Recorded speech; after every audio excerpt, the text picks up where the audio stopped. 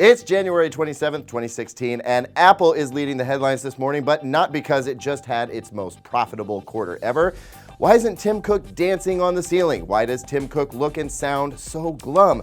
Why is Sony making another Smurfs movie? Some things just don't make sense. There's no explaining the Smurfs. But the reason Apple is down and out is because the company's sales didn't grow as fast as expected, and that makes Wall Street sad.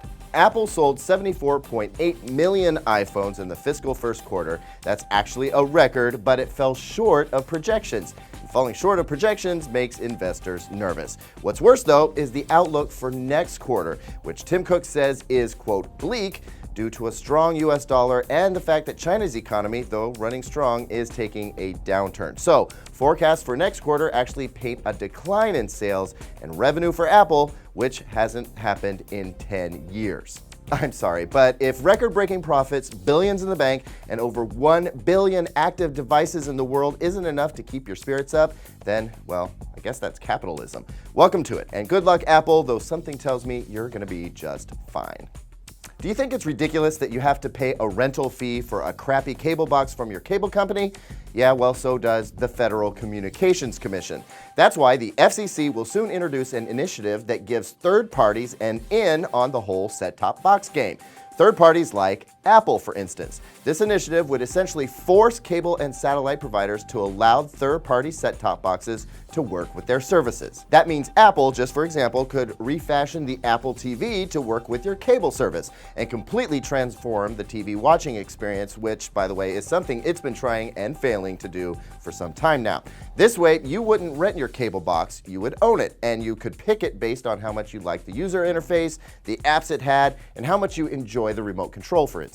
Naturally, there's a consortium organized to battle this initiative, and would you believe Hollywood is actually involved? It seems content creators and content providers make strange bedfellows indeed. This is a story to watch, so keep an eye out at Digital Trends for developments.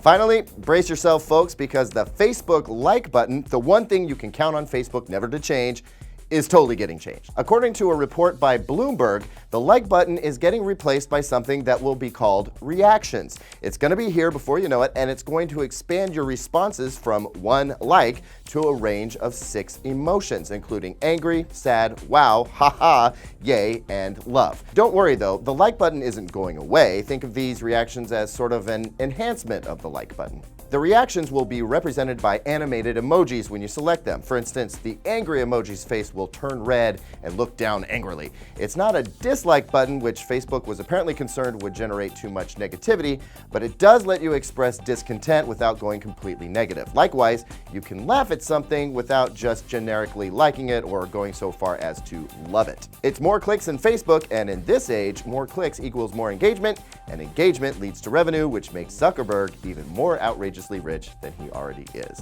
That's it for DT Daily today. Be sure to check back in on the regular to catch up on the latest in tech at digitaltrends.com. We'll see you again tomorrow.